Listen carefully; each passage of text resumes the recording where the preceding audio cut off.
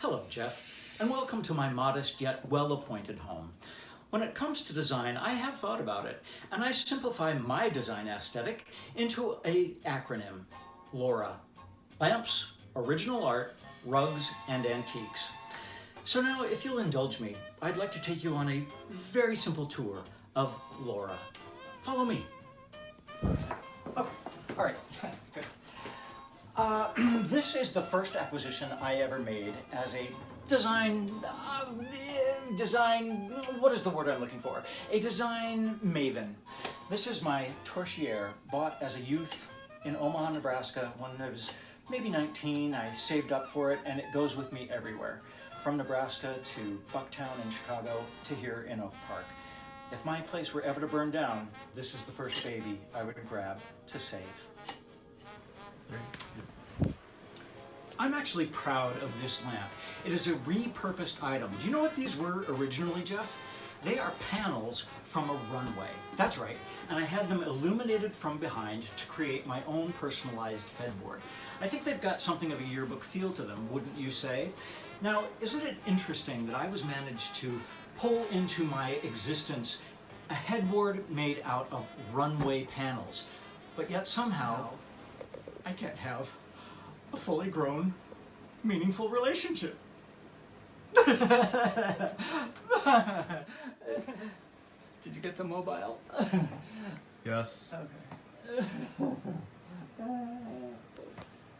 All right, nice. Jeff, this is the last featured lamp in my collection. Isn't it interesting? It's actually an altar piece. I believe the story goes that there was a seminary in downtown Chicago, and at an estate sale, I acquired this. I was biking on afternoon and stopped in. I like finding interesting and very unique things, and this actually is, like I say, one of the highlights of my collection. Flanked by my mother and father, I know that design is very personal to people, and a lot of times sentiment is attached to it, so I always bring that into Lora as well. The next element of Lora, of course, is original art. This piece was done by my Aunt Florence. She was the daughter of Swedish immigrants who went to Iowa. She had a husband and a son named Milton. It wasn't the same person, it was Milton Sr. and Milton Jr., but Milton Jr. was developmentally disabled, and I think Florence took a lot of comfort in her art. It also limited her as a woman artist back in the 1930s, but this piece is very special to me because I think it captures a lot about rural Iowa, and in design it's very important that people's personal items, as I mentioned before, are incorporated into the overall aesthetic of the room that you're trying to build for them. So I would look for a client's personal possessions and then add them to the mix.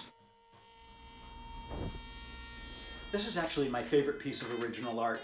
I bought it in Chicago under the L tracks at Ashland and Damon, I think it is. But in any case, this is a piece that just really speaks to me.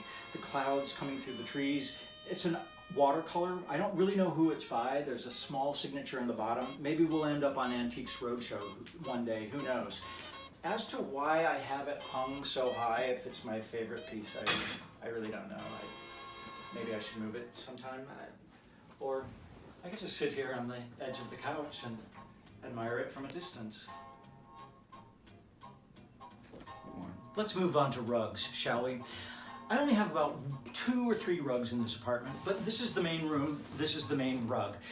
As you can see, I tend toward more, traditional kinds of patterns, bold prints, and of course, natural fibers. This is a wool rug. Where are you? Oh, over there. And actually, I think it's important that it is a bright rug because the rest of the room, particularly the walls, are so very dark. Did you get my manuals?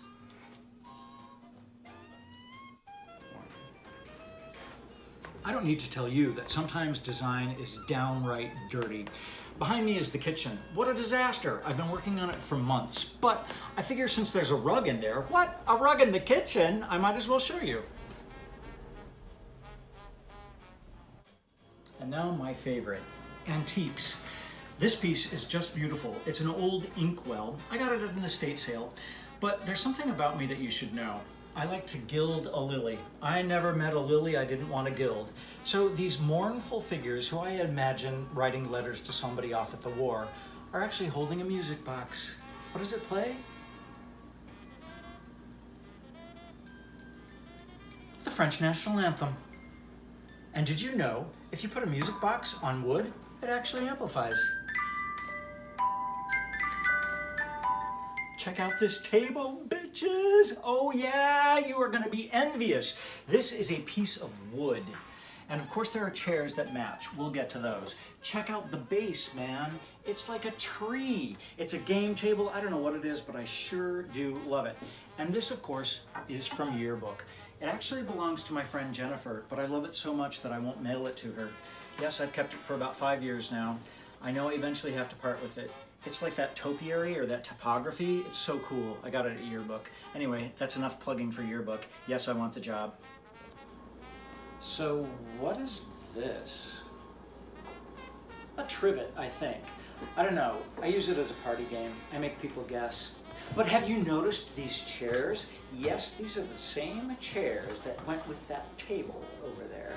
Rings of life as reflected in a tree that has been handcrafted into a sitting device, also known as a chair, but I like to call it a sitting device.